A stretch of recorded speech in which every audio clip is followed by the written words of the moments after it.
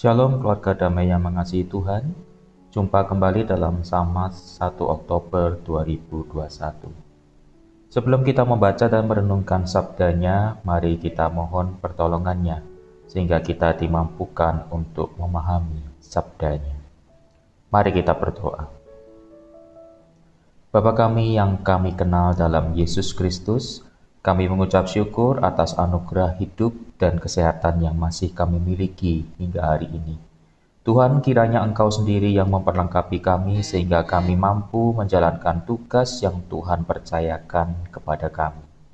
Biarlah Roh Tuhan sendiri yang terus mengajar dan memampukan kami untuk menghasilkan karya juga kesaksian yang baik kepada sesama. Saat ini kami memiliki kesempatan untuk belajar dan memahami sabdamu. Biarlah waktu yang tersedia dapat kami manfaatkan dengan baik untuk lebih mengenal dan memahami kehendak-Mu, sehingga kami juga dimampukan menjadi anak-anak yang berkenan di hadapan-Mu. Di dalam nama Tuhan Yesus Kristus kami mohonkan doa ini. Amin.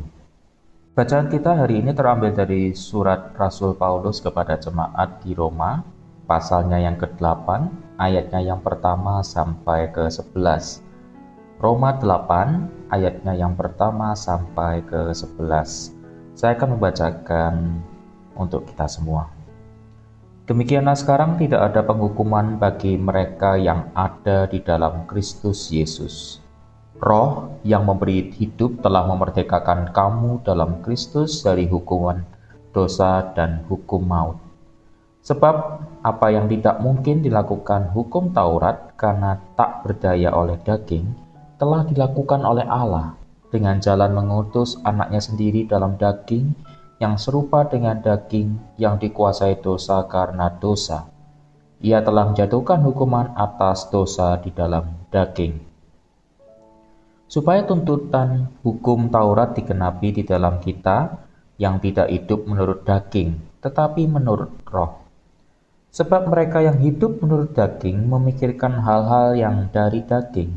Mereka yang hidup menurut roh memikirkan hal-hal yang dari roh. Karena keinginan daging adalah maut, tetapi keinginan roh adalah hidup dan damai sejahtera. Sebab keinginan daging adalah perseteruan terhadap Allah, karena ia tidak takluk kepada hukum Allah. Hal ini memang tidak mungkin baginya. Mereka yang hidup dalam daging tidak mungkin berkenan kepada Allah. Tetapi kamu tidak hidup dalam daging, melainkan dalam roh. Jika memang roh Allah diam di dalam kamu, tetapi jika orang tidak memiliki roh Kristus, ia bukan milik Kristus. Tetapi jika Kristus ada di dalam kamu, maka tubuh memang mati karena dosa, tetapi roh adalah kehidupan oleh karena kebenaran. Dan jika roh Dia yang telah membangkitkan Yesus dari antara orang mati diam di dalam kamu, maka Ia yang telah membangkitkan Kristus Yesus dari antara orang mati akan menghidupkan juga tubuhmu yang fana itu oleh roh-Nya yang diam di dalam kamu. Demikianlah pembacaan firman Tuhan. Berbahagialah setiap kita yang membaca, merenungkan firman itu siang malam, dan terlebih bagi kita yang menjadi pelaku firman-Nya. Di tengah kesibukan kerja, saya meluangkan waktu di akhir pekan untuk menonton satu film yang sedang hit di kalangan pecinta film Korea.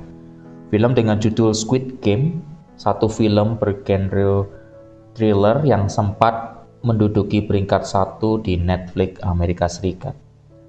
Film ini menyuguhkan cerita yang menarik dengan alur cerita yang membuat penonton terus penasaran serta menguras emosi dari penonton.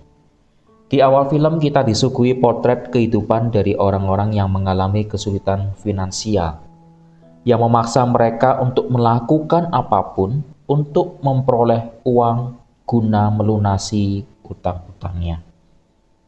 Celah ini dimanfaatkan oleh orang-orang kaya untuk memperoleh hiburan. Mereka merancang sebuah permainan kuno yang biasa dilakukan oleh anak-anak Korea, yang dimainkan oleh orang-orang yang sedang memiliki masalah finansial ini. Karena tergiur oleh tawaran hadiah dari permainan ini yang sangat besar, membuat peserta dengan sukarela mengikuti permainan. Di putaran pertama, peserta menjadi tahu bahwa permainan yang mereka ikuti adalah permainan yang berbahaya karena mereka bertaruh nyawa. Hal ini membuat peserta yang bisa bertahan di game pertama memutuskan untuk mengundurkan diri dari permainan. Namun saat peserta kembali ke kehidupan mereka masing-masing, mereka kembali diperhadapkan pada realita hidup yang sulit. Hal ini membuat peserta yang awalnya memutuskan untuk berhenti secara sukarela kembali untuk bermain, meski mereka tahu nyawa menjadi taruhannya. Bapak Ibu sekalian, bukankah dunia juga menawarkan kenyamanan dan kenikmatan yang serupa, yang membuat kita terlena dan secara sukarela mau mengikuti dunia ini? Kedagingan begitu menggoda sehingga kita terus mengingat dan hidup kita menurut keinginan daging. Dan dengan jelas Paulus mengingatkan bahwa keinginan daging mengantar kita kepada maut. Keinginan itu akan membawa kita kepada kebinasaan. Seperti halnya yang jelas tergambarkan dalam film Squid Game. Sebagai pembandingnya, Paulus memaparkan dari sisi sebaliknya, bahwa keinginan roh akan membawa pada hidup dan damai sejahtera. Tentu konsekuensi ini sudah jelas dan kita semua sudah memahami. Namun pertanyaannya, apakah mudah untuk memilih hidup mengikut roh dan meninggalkan hidup menurut keinginan daging? Bapak Ibu, salah satu peserta yang dikisahkan dalam film tersebut adalah seorang pendeta. Sosok yang kerap kita anggap mampu menahan dan menjauhi keinginan daging. Rupa-rupanya ikut terjebak dan berangkat dengan motivasi yang sama dengan peserta lainnya, yaitu memperoleh hadiah uang yang banyak. Tentu bagian ini menjadi pengingat kita bahwa tidak ada satu orang pun yang steril dari godaan atau keinginan daging. Tidak mudah memang, namun bukan berarti tidak mungkin. Selama kita terus berjuang mengakrabkan diri pada Kristus dan kehendak-Nya, selama firman Tuhan itu terus kita gemakan di dalam pikiran dan hati kita, juga selama kehendak Tuhan yang terus kita perjuangkan di dalam kehidupan kita, maka sudah tentu hidup kita makin dekat dengan keinginan roh yang membawa kita pada hidup dan damai sejahtera. Bapak Ibu, selamat berjuang untuk menghidupi keinginan-keinginan roh. Tuhan Yesus memberkati kita sekalian. Mari kita berdoa. Terima kasih Tuhan atas kesempatan kami boleh merenungkan sabda-Mu. Tuntun kami Tuhan untuk menjadi manusia yang lebih baik dari hari ke hari.